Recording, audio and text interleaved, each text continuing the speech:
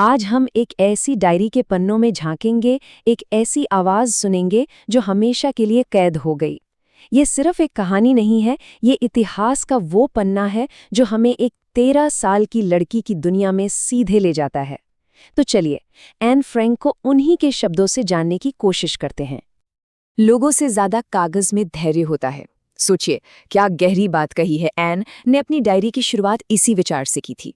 और ये एक पंक्ति ही हमें उस वजह के करीब ले जाती है कि आखिर क्यों एक 13 साल की लड़की ने लिखने में इतना सुकून पाया। तो सवाल ये है कि वो क्या था, वो कैसा अकेलापन था जिसने उसे कागज से दोस्ती करने पर मजबूर कर दिया। तो चलिए, सबसे पहले मिलते हैं एन की सबसे भरोसेमंद साथी से। उसका नाम था किटी। नहीं, किटी कोई पालतू जानवर नहीं थी। किटी थी उसकी अपनी डायरी, जो उसे उसकी 13वें जन्मदिन पर एक तोहफे के तौर पर मिली थी। देखिए, बाहर से देखने में तो एन की जिंदगी काफी भरी पूरी लगती थी। प्यार करने वाला परिवार था, कई जानने वाले थे। लेकिन अंदर ही अंदर वो एक गहरे अकेलेपन से जूझ रही थी। वो एक ऐसे दोस्त को तरसती थी जिससे वो अपने दिल की हर छोटी बड़ी बात कह सके। ये एक ऐसी भावना है जिससे शायद हम सब कभी न कभी तो जरूर गुजरते हैं। तो बस, किटी सिर्फ एक डायरी नहीं थी, वो उसकी राजदार बन गई, उसकी सबसे अच्छी दोस्त। एक ऐसी दोस्त जिसके साथ वो अपनी हर भावना, हर अनुभव साझा कर सकती थी। किटी वो दोस्त थी जो बिना कोई सवाल किए, बिना जज किए, बस सुनती थी। और कभी-कभी हमें बस ऐसे ही एक दोस्त की तो जरूरत होती है। अच्छा, अब जरा वक्त में पीछे चलते हैं, उस दौर में जब एन और उसका परिवार छिपने पर मजबूर नहीं हुए थे। ये किस्सा हमें दिखाता है कि उन भयानक हालातों के साए में भी एन आखिर थी तो एक आम किशोरी ही, अपनी छोटी छोटी चिंताओं और शरारतों के साथ। 20 जून 1942, ये तारीख है एन की डायरी की एक एंट्री की। आइए, इस एक दिन के जरिए उसकी दुनिया में झांक कर देखते हैं। ये वो वक्त था जब वो स्कूल जाया करती थी, अपनी सहेलियों के साथ हंसती बोलती थी।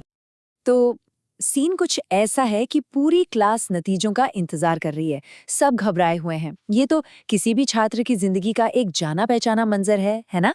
एन को भी ज्यादातर विषयों में तो पूरा भरोसा था, लेकिन एक विषय था जो उसे परेशान कर रहा था, और वो था गणित।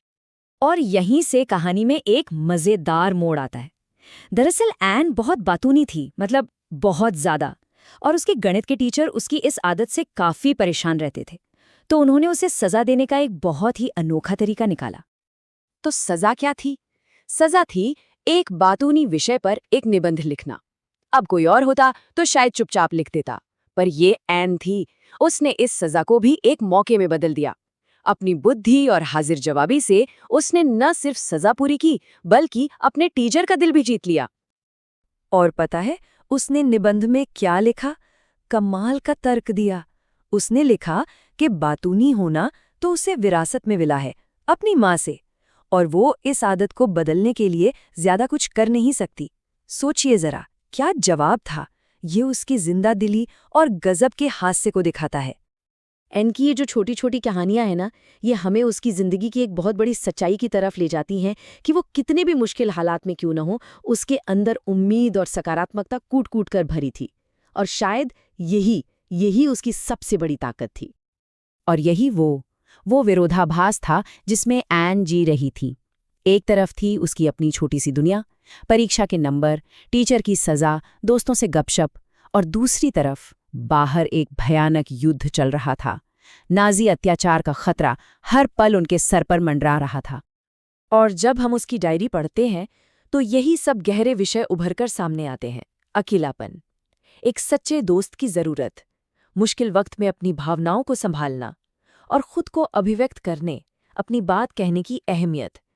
उसकी डायरी सिर्फ एक किशोरी की बातें नहीं है, ये तो उस भयानक दौर में मानवीय भावना की जीत का एक प्रतीक है। अब हम कहानी के उस हिस्से की तरफ बढ़ते हैं जहां एन की आवाज अचानक खामोश हो जाती है। ये उसकी कहानी का सबसे दर्दनाक मोड़ है।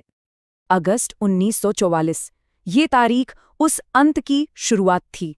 पूरे 2 साल तक वो छिपे रहे थे, और अब उनका सबसे बड़ा डर सच होने वाला था। इस तारीख के बाद किटी में और कुछ नहीं लिखा गया।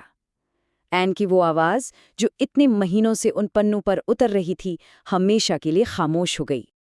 फ्रैंक परिवार को खोज निकाला गया, उन्हें और उनके साथ छिपे बाकी लोगों को गिरफ्तार कर लिया गया था, और यहीं से उनकी दर्दनाक यात्रा यातना शिविरों की तरफ शुरू हुई, और वो डायरी किटी वहीं पीछे छूट गई। तो भले ही एन की अपनी कहानी अधूरी रह गई, लेकिन उसकी डायरी आज भी जिंदा है। और ये डायरी उस भयानक त्रासदी के बीच एक युवा लड़की के साहस, उसकी मानवता और उसकी कभी न हारने वाली भावना का एक अमर सबूत बन गई है। और अंत में यही सवाल हमारे जहन में रह जाता है कि कैसे एक अकेली आवाज जो चोरी छिपे एक डायरी में लिखी गई थी, आज पूरी दुनिया के लिए उम्मीद का एक प्रतीक बन गई है। यह हमें याद दिलाता है एक आवाज की ताकत का, एक कहानी की ताकत का।